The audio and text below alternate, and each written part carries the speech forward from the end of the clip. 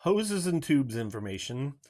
In this video, you will see right now I'm using an older test tube bought from the same place as the test tube on top.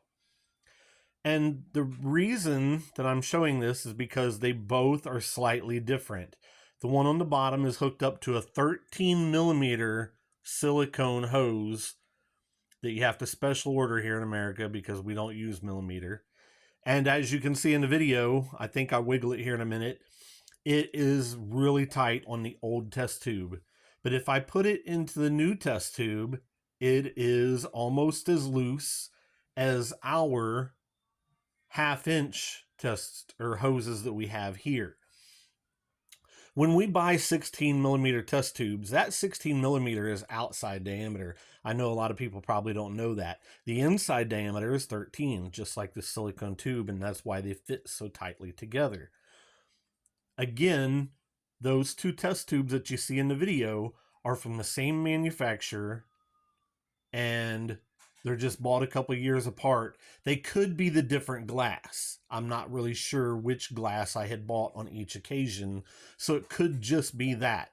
But be aware that they are different. You can see here I'm using a 1/2 inch hose on, I believe that's the one that the silicone tube fit pretty tight in.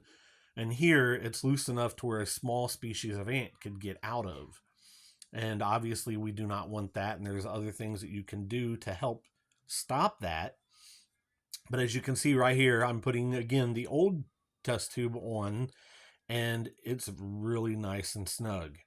So that would be very beneficial for everybody to get, even if you only use a small portion to connect your 1/2 inch hose to, because it is silicone, it's a lot softer material.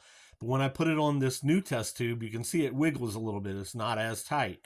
But then what you can do is attach it to a 30 or a 3/8 outside diameter hose, and it causes that 13 millimeter hose to swell just enough to make the seal tight again.